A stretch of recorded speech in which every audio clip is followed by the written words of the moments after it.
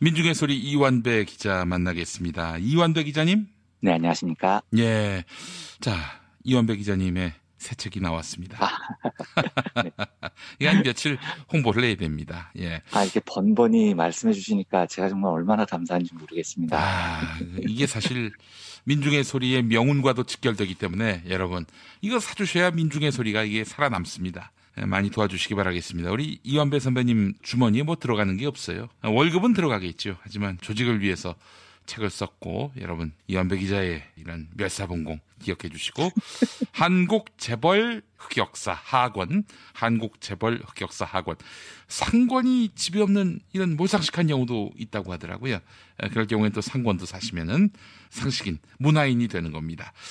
자, 근데 모든 인터넷 서점에서 다 파는 겁니까? 아닙니다. 지금은 예스24하고 알라딘 두 곳에서만 팔고 있고요. 아마 방송이 나갈 때쯤 아니면 그 다음 날쯤 되면은 다른 곳도 걸릴지 모르겠는데 아직은 뭐 예약 판매 상태니까요. 예. 알라딘 예스24 두 곳에서만 판매되고 있습니다. 네. 우리 유광석이라는 패친 논현동에 주소를 두고 있는데 이분이 이 책을 안 사면 그게 인간입니까? 라는 저의 이 말을 듣고 안 살 수가 없었다 해서 상권학원 다 샀습니다. 예. 이 유광석 패친께 한마디 드립니다. 한 권만 사면 인간입니까? 이렇게 저희 회사의 사정이 좀 다급해서 부탁을 드리긴 했는데 이렇게까지 말씀해 주시니까 정말 몸둘 바를 모르겠네요. 너무 감사합니다. 알겠습니다. 이러다가 이 쥐구멍으로 가시겠네요. 우리 이완배 기자님. 자, 오늘 어떤 이야기 준비하셨습니까? 예, 어제 오늘은 저한테는 참 여러 가지로 정말 좀 착잡한 날이었어요. 그러니까 그제 JTBC에서 보도됐던 안리정 충남지사 이야기가 많은 분들을 충격에 빠뜨렸고요. 저도 정말 멘탈 붕괴 상태였습니다. 지금도 사실 좀 그렇고요. 우리 저 패널들, 우리 김용민 브리핑 패널들 다 지금 멘붕 상태예요. 네, 저도 지금 딱 그 상태입니다. 그러니까 화도 정말 많이 나고 너무 절망스럽기도 하고요. 대한민국의 진보 진영에 속해 있다고 믿는 저 같은 한 시민의 마음을 정말 완전히 무너뜨리게 했어요. 서글프고 화가 나는 그런 소식이었는데 원래는 오늘 통상 이야기를 하루 더 하려고 했는데 기분 자체가 통상 이야기를 잘 못 다루겠더라고요. 그래서 지금까지 청취자 여러분들께서 JTBC 보도 등을 통해서 알고 계시는 것 이상으로 제가 아는 게 아무것도 없습니다. 그리고 그 사실을 좀 더 다른 시각으로 볼 통찰력도 없고요. 분야 자체도 경제 속설과는 맞지 않기도 합니다. 그래서 어떻게 할까 고민을 많이 했는데 제가 이 문제를 접하면서 젠더 문제나 이런 게 아니고요. 경제 영역에서 드릴 수 있는 그리고 드리고 싶은 이야기가 하나 있습니다. 그래서 그 이야기를 제 시각에서 말씀을 드려보려고 합니다. 젠더에 관한 이야기는 저도 남성의 일원으로서 많은 반성을 하면서 이제 오고 가는 이야기들 속에서 듣고 배우고 하는 수준이어서 더 이 사건에서 얹어서 말할 능력은 없습니다. 다만 젠더 문제와는 별개로 노동의 본질, 이건 정말 다시 한번 생각을 해봤으면 좋겠습니다. 예. 제가 특히 올해 나이가 48인데요.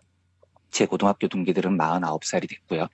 나이가 50 근처에 오다 보니까 이렇게 저렇게 알게 된 사람들 중에 정치에 입문하려고 하는 사람들이 꽤 많습니다. 뭐 고등학교, 대학교 선후배들도 그렇고 종합직 기자 생활을 하면서 알게 된 취재원들도 그렇고 뭐 선후배들도 그렇고 많은 분들이 정치를 계획하고 또 혹은 이미 진출하기도 하고 이런 상황들이죠. 예.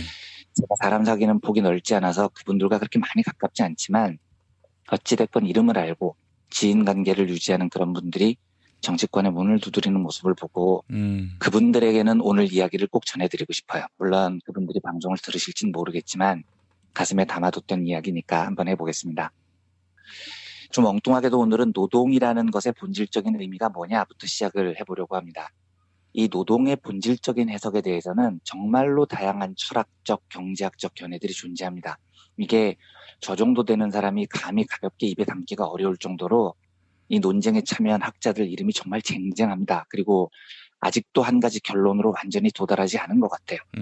논쟁 자체도 읽어보면 더럽게 어렵습니다. 예. 그런데 이 어렵고 본질적인 논쟁을 제가 이해한 걸 기초로요. 그리고 제가 지지하는 견해를 바탕으로 최대한 간단히 설명을 드리면 이렇습니다. 지금부터 드리는 이야기는 헤겔과 마르크스 이 두 사람의 견해를 기반으로 하는데요. 근데 사실 또 이게 헤겔과 마르크스의 노동관도 일치하는 것도 아니에요.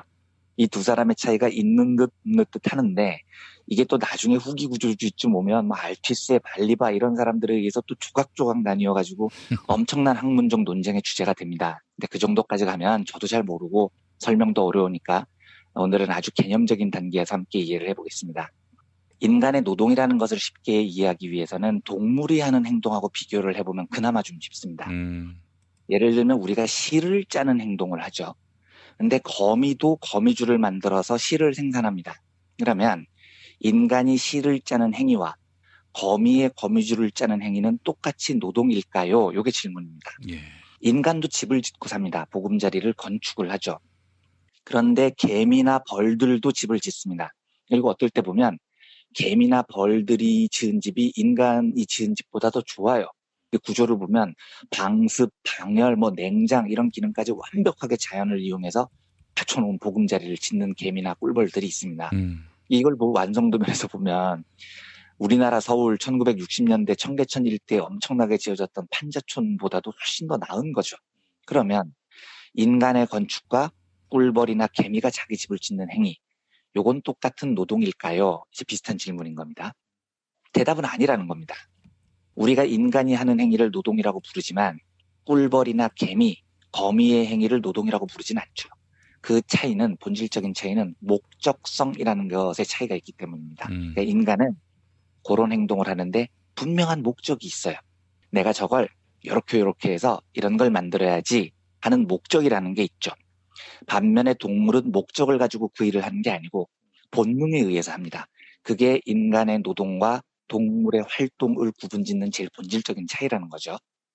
그래서 우리 인간이 소고기를 잡는 도축 행위를 하면 그건 노동이에요. 하지만 사자떼가 무리를 지어서 사냥을 해서 소를 잡으면 그건 노동이 아니고 본능인 겁니다. 이 말은 인간의 노동의 본질적인 의미라는 거는요. 사람이 목적을 가지고 더 나은 생존을 위해서 자연을 개조하는 행위라는 겁니다. 논을 갈고 밭을 메고 이것도 자연을 변형함으로써 사람이 더 나은 삶을 살겠다는 욕구와 목적성이 있는 거죠. 실을 짜고 집을 짓고 컴퓨터를 만드는 것도 마찬가지입니다. 그래서 인간은 본질적으로 노동하는 존재가 아니고요. 노동을 함으로써 인간으로 완성이 되는 겁니다. 그러니까 목적의식을 가지고 더 나은 삶을 위해서 자연을 개조하는 행위를 하면서 동물과 구분되는 인간만의 구별점을 찾아간다는 거죠. 그러니까 한마디로 정리를 하면 노동이 인간을 완성시킨다는 겁니다. 내가 밥을 먹기 위해서 사냥을 하면 그건 동물이에요. 하지만 내가 밥을 먹기 위해서 목적을 가지고 자연을 개조해서 논을 갈면 그때 나는 비로소 동물과 구분되는 인간이 됩니다. 내가 비를 피하기 위해서 큰 나뭇잎 밑에서 자면 그건 동물이죠. 하지만 비를 피하기 위해서 나뭇잎을 엮고 지붕을 만드는 이 행위를 하면 비로소 인간이 됩니다. 그러니까 우리가 노동이라고 간단히 불렀던 그 행위는 철학적으로 보면 인간과 동물을 구분시켜주는 그리고 인간을 인간으로 완성시켜주는 굉장히 의미가 있는 행동이라는 겁니다. 그래서 노동은 신성한 것이다 이렇게 부르는 겁니다. 물론 이 노동이 자본주의가 고도화되면서 굉장히 변질이 많이 되죠. 인간이 더 나은 삶을 살기 위해서 자연을 목적의식적으로 개척하는 행위가 아니고요. 예. 이제는 노동이 자본의 종속이 돼서 자본 덩치를 불려주는 수단으로 변질이 됩니다. 그리고 착취의 대상이 되죠. 그래서 마르크스는 이걸 소외라는 단어로 표현하는데 이건 이제 오늘 주제가 아니니까 생략하겠습니다. 하지만 이 이야기 하나만은 기억해 주셨으면 합니다. 노동은요. 인간을 인간으로 만들어주는 신성한 행위라는 겁니다. 그래서 먹고 살기 위해서 자연을 개조하는 노동은 매우 존중받아야 한다는 거죠. 제가 왜 이런 어려운 개념으로부터 시작을 하냐면 저는 자본주의가 고도화되면서 그리고 노동이 굉장히 세분화되면서요. 이게 많은 사람들이 먹고 살기 위해서 하는 행위의 노동을 생략해버리게 됩니다. 그리고 분업에 맡기죠. 예. 내가 직접 밥을 짓지 않고 쌀을 직접 재배하지 않잖아요. 내가 직접 집을 짓지도 않잖아요. 옷을 짜지도 않죠. 대신 그 일을 공장에 맡기고 우리는 전혀 다른 노동을 한 다음에 돈을 벌어서 그걸 교환을 합니다. 그런데 일이 이렇게 세분화되고 분업화되다 보니까 본질적으로 인간을 인간답게 만들어줬던 그러니까 우리 인간 사회가 더 나은 생계를 위해서 자연을 개조했다는 그 신성한 노동을 자본주의는 그냥 무시해버리고 퉁을 쳐버리는 경향이 있습니다. 빨래나 설거지 이런 거 잘 안 하시는 분들이 있으시죠? 근데 이렇게 말씀하실 수 있을 거예요. 우리 집안은 분업이 잘 돼 있어. 내가 돈을 벌고 내 가정의 파트너가 가사노동을 전담하고 이렇게 답하실 수도 있습니다. 충분히 그럴 수 있어요. 그런데 빨래를 하고 밥을 짓고 설거지를 하고 집을 치우고 우리 의식주에 관련된 기본적인 노동은 내가 서로 하지 않더라도요. 분업이 돼 있더라도요. 그 자체로 그게 얼마나 신성한 것인지는 인식을 하고 있어야 됩니다. 그게 노동의 본질이었으니까요. 우리가 월급 받으면서 사장님 눈치 보고 매일 야근하는 건요. 분업화된 이후에 변형된 노동의 모습이고요. 우리를 동물과 구분지어줬던 노동은 더 나은 의식주를 위한 자연의 변형이었다고요. 합의에 의해서 안 해도 괜찮고 안 할 수도 있는데 그걸 하찮게 여기면 안 된다는 겁니다. 근데 제가 진짜 좀 꼴같지 않게 생각하는 게 뭐냐면 그런 기본적인 노동을 멸시하는 자들을 저는 정말 가짜게 여깁니다. 그런 사람들은 인간의 본질이 뭔지를 이해를 못하는 사람들인 겁니다. 제가 최근에 굉장히 승질이 났던 때가 언제냐면 김무성 씨가 그 러닝 셔츠 입고 손빨래하는 사진을 몇 년 전에 올린 적이 있잖아요. 근데 진짜 그걸 보는 순간에 지랄하고 자빠졌네 진짜 이런 생각이 확 들더라고요. 예. 왜냐하면 빨래를 하고 설거지를 하고 이걸 진짜로 하는 사람들은요. 그 노동에 치인 사람들은 빨래하고 설거지하는 거 사진 찍어서 SNS에 안 올립니다. 보신 적 있으세요? 어떤 사람이 빨래나 설거지하는 사진 SNS에 올리는 걸 본 적이 있냐고요. 10만 년 만에 처음 설거지하거나 빨래할 때 그렇죠. 올리겠죠. 네, 아무도 안 하는 짓을 김무성이 올린 겁니다. 보통 일반인들은 어떻게 되냐면 빨랫감이 너무 많아서 죽을 것 같다. 어휴, 저 수북히 쌓인 설거지감을 봐. 하고 고통스럽게 싱크대를 찍어서 올리는 경우는 있어요. 그런데 내가 설거지하는 모습, 빨래하는 모습을 찍어서 올리는 사람은 없습니다. 왜냐하면 그건 너무 당연히 인간이 인간으로서 살아가기 위해서 반드시 해야 되는 신성한 노동이고요. 고통스러운 과정이기 때문인 겁니다. 그걸 보고 SNS에 올리면서 헤헤거리는 사람이 아무도 없다는 거죠. 그런데 김무성은 그걸 올려요. 왜? 나 빨래해. 나 서민적이지? 이걸 보여주고 싶어서 올리는 거잖아요. 모든 민중들이 일상적으로 겪어야 하는 그 신성한 노동을 김무성이 안 하는 건 물론이고요. 해볼 생각도 없는데 고작 해냈다는 생각에 폼 잡으려고 찍어서 지금 올리는 겁니다. 그러니까 제가 화가 나는 거예요.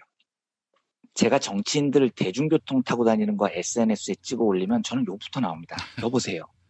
그 대중교통 타는 거 수천만 명의 민중이 매일매일 당연히 하는 신성한 노동입니다. 너무나 당연한 일이고 고통스러운 일이어서 그걸 SNS에 올릴 거리가 안 돼요. 그런데 정치인들은 그게 자랑거리가 되는 겁니다. 그러니까 전철 탄 거 SNS에 올리죠. 나 서민족이지? 이런 말을 하고 싶은 모양인데 지랄들 착착하십시오. 그게 SNS에 자랑스럽게 올라가는 순간 그 사람들에게는 신성하고 당연한 노동의 과정이 마케팅 수단으로 바뀌는 겁니다. 예. 그 일을 매일 겪어야 하는 저는 정말 보면 화가 나요. 조금만 더 해볼까요? 노동이 아무리 분화가 됐다고 해도요. 제가 도저히 이해 못하는 행동 중 하나가 이런 겁니다. 제가 경제부 쪽에 오래 있어서 그런 장면을 많이 봤는데 대기업 사장, 회장 이런 높은 사람들이 차를 탈 때 보면은요. 운전기사분이 차를 이제 중간까지 모르고 나오잖아요. 뭐 그럴 수 있습니다. 높은 사람이고 중요한 사람이라고 하니까 시간을 절약하자 뭐 그런 개떡 같은 취지라고 일단 이해하겠습니다. 그런데 기사가 차문을 열고 이 회장이 오는 자리까지 뛰어와서 문을 열어줍니다. 근데 제가 그걸 볼 때마다 왜 그러는 건데? 만약에 그게 회장님 시간을 절약하는 행위라면 그나마 이해를 하겠어요. 그런데 자기가 자기 손으로 문 열고 들어가면 더 빠르잖아요. 그걸 굳이 기사가 와서 열고 기사가 닫고 다시 기사가 운전석으로 막 뛰어갑니다. 이게 뭐 하는 짓이냐고요. 예. 사람이 그 차문을 못 엽니까? 당연히 열 수 있는 겁니다. 그런데 안 해요. 우리가 살아가기 위해서 당연히 해야 하는 노동, 그게 바로 인간을 동물과 구분시키는 본질적인 노동인데 높은 사람들은 그걸 천시하고 멸시하고 대상화합니다. 그러니까 그거 한 번 하면 정치인들이 SNS에 찍어서 올리고 그러는 거죠. 제가 이 이야기를 왜 말씀드리냐면요. 자본가들은 그렇다 치고요. 그 사람들은 민중들을 생각하는 직업이 아니니까요. 자본을 축적시키는 게 임무인 사람들이니까요. 이미 괴물이 돼버린 자들이니까요. 그런데 정치인은요. 대중들의 꿈을 대리하는 사람입니다. 그러면 정치인들은 당연히 대중들 속에 있어야 돼요. 그런데 어떻게 되먹은 한국의 정치인들은 제가 정치를 하는 사람들을 가끔 만나보면 거의 90% 이상의 공통점이 있습니다. 이 사람들은 인간이 당연히 해야 하는 신성한 노동을 무시합니다. 이게 어디서 결정적으로 드러나냐면 시장통이나 거리에서는 안 드러납니다. 시민들 만나면 얼마나 깍듯한데요. 그게 다 표니까요. 정치인들이 자신을 신성한 노동으로부터 분리시키는 행동이 있는지 없는지를 확인하기에 제일 좋은 장소는 집무실에서 비서를 대하는 모습을 보면 됩니다. 집무실에 의전 담당 비서가 있잖아요. 그런데 제가 본 대부분의 정치인들은 정말 손 하나 까딱 안 해요. 물론 정치인이 바쁘고요. 그 일을 더 효율적으로 하기 위해서 의전 비서를 두는 거니까 그렇게 분업할 수도 있다. 뭐 이렇게 말할 수도 있겠죠. 문제는 그 필수적인 일을 대신해주는 의전 비서를 대하는 태도입니다. 나의 인간의 본성을 지탱하는 그 소중한 기본적인 노동을 해주는 비서에게 고맙습니다. 이게 아니고 정말 막대하는 거예요. 이건 진보 진영 정치인들도 대부분 그렇습니다. 그런 사람이 정치를 하면 어떻게 대중들의 꿈을 대리할 수 있겠습니까? 대부분 민중들이 접해 있는 그 소중한 노동을 남한테 다 전가하고 자기는 손 하나 까딱 안 하면서 그걸 심지어 멸시하는 자들이 정치를 하면 어떻게 대중을 이해하겠다는 겁니까? 손빨래 하는 거 SNS에 올리는 그 또라이 짓을 하는 김무성 보십시오. 실제로 공항에서 나올 때는 어떻게 하나요? 의전 비서한테 가방을 노루패스로 던져버리는 겁니다. 노루패스. 야, 이 하찮은 것들아. 가방을 옮기는 이런 하찮은 노동은 너희 버러지 같은 놈들이 맡아. 이러고 있는 거죠. 이런 자들은 절대로 민중을 이해할 수 없고 노동의 본질을 이해할 수 없고 인간을 이해할 수 없어요. 근본적으로 정치를 해서는 안 되는 놈들이라는 뜻입니다. 이번에 안희정 지사의 성폭행 사건에서 여러 분야가 저를 참 참담하게 만들었지만 제가 화르르 무너진 또 다른 대목이 이거였습니다. 피해자분이 의전 비서였다는 거죠. 그리고 그 피해자분 이야기 중에 이런 대목이 있었습니다. 매일 얼굴을 봐야 하는데 어떻게 얼굴을 붉혀요? 수행비서는 밤에도 부를 수 있고 와서 담배 가져와라, 뭐하라 이런 것들이 그에게 어떻게 악용되는 부분들이 있기 때문에 이렇게 답하는 인터뷰가 나와요. 근데 제가 이걸 듣는 순간 아니 왜 담배를 자기가 안 가져가느냐고요. 제가 담배가 떨어져서 사와라 라면 제가 그나마 좀 이해가 돼요. 근데 하지만 사실 저라면 저 같으면 외부 나갔다가 돌아오는 길에 차 잠깐 세우고 내 손으로 편의점 가서 담배 사오겠습니다.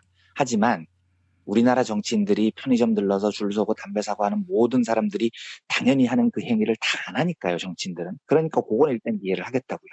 그런데 담배가 집무실 도대체 어디에 있길래 수행비서를 밤에 불러서 담배 가져와라 라는 말을 하는 걸까요? 왜 그걸 자기 손으로 안 하냐고요. 내 기본적 노동을 대신해주는 수행비서에 대해서 그 노동에 대한 감사와 존중이 있으면 저는 절대로 사람을 밤에 불러서 담배 가져와라 이렇게 말은 못할 것 같습니다. 이런 대목도 있죠. 그분이 하신 이야기입니다. 지사님도 저에게 얘기해 주신 것 중에 하나가 늘 얘기하시는 것 중에 네 의견을 달지 말라. 네 생각을 얘기하지 말라. 너는 나를 비춰주는 거울이다. 투명하게 비춰라. 그림자처럼 달아라. 그렇게 얘기하셨습니다. 이렇게 이야기를 하는 대목이 있습니다. 이거 좀 정말 참담한 겁니다. 그러니까 사람은 그 어떤 사람도 누군가를 비춰주는 거울이 아닙니다. 그 어떤 사람도 그림자가 아닌 거예요. 비록 의전비서라고 하더라도 그건 더 중요한 일을 잘 하도록 사람들이 누구나 해야 하는 신성한 노동을 대신해주는 사람이지 그림자나 거울이 아니란 말입니다. 인간의 노동을 그 본질을 조금이라도 이해하고 존중하는 사람은 그 노동을 그림자나 거울에 비교해서는 안 됩니다. 이게 제가 너무 슬펐던 또 다른 대목이었어요. 이게 안지사뿐만 아니고요. 제가 만난 진보 진영에 있는 정치인들 중에 성공한 정치인들 중 많은 사람들에게서 발견되는 모습입니다. 왜 정치적으로 성공을 하면 대중들 앞에서는 서민적인 척을 하는데 정작 대중들의 가장 신성한 기본 노동은 멸시하는 겁니까? 왜 의존을 돕는 사람을 존중하지 않고 무시하는 거죠? 그리고 민중들의 삶을 이해하고 그걸 대변하는 정치를 하겠다고 이야기를 하는데 저는 그게 어려워 보여요. 그러니까 부디 정치를 하시겠다고 마음먹은 분들이 있다면 간곡하게 부탁을 드립니다. 노동을 신성시하시기 바랍니다. 민중들이 일상적으로 부딪히는 그 노동이요.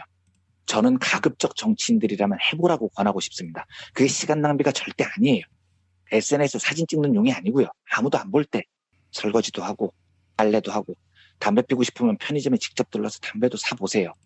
자본가들이야 그걸 시간 낭비라고 주장해도 될지 모르겠지만 민중들을 이해하고 그들을 대변해야 하는 정치인이라면 그 행위 자체는 절대 시간 낭비가 아닙니다. 민중의 본질이라고 할 수 있는 노동을 배우는 과정이에요. 그걸 귀찮아하거나 무시하는 사람은 정치를 하면 안 되는 겁니다. 모쪼록 정치 지도자를 꿈꾸는 분들이라면 폼으로 그러는 게 아니고요. 마음속 깊숙이 민중들 속으로 들어올 각오들을 좀 하셨으면 좋겠어요. 그리고 신성한 노동을 존중하시기 바랍니다. 의전 비서를 거울이나 그림자로 여기지 말고 존귀하게 여기셨으면 좋겠습니다. 경제기자로서 이번 사건에서 노동의 관점에서 봤을 때 이 시점에서 마음이 많이 무너져 내려서 오늘은 뭐 이런 푸념 같은 이야기로 브리핑을 마무리하겠습니다. 사실 뭐 저도 너무 큰 충격을 받았고 침울해서 더 긴 이야기를 하기가 쉽지 않겠습니다. 이렇게 이완배 기자님의 코멘트로 마무리하도록 하겠습니다. 오늘 고생하셨습니다. 네, 감사합니다.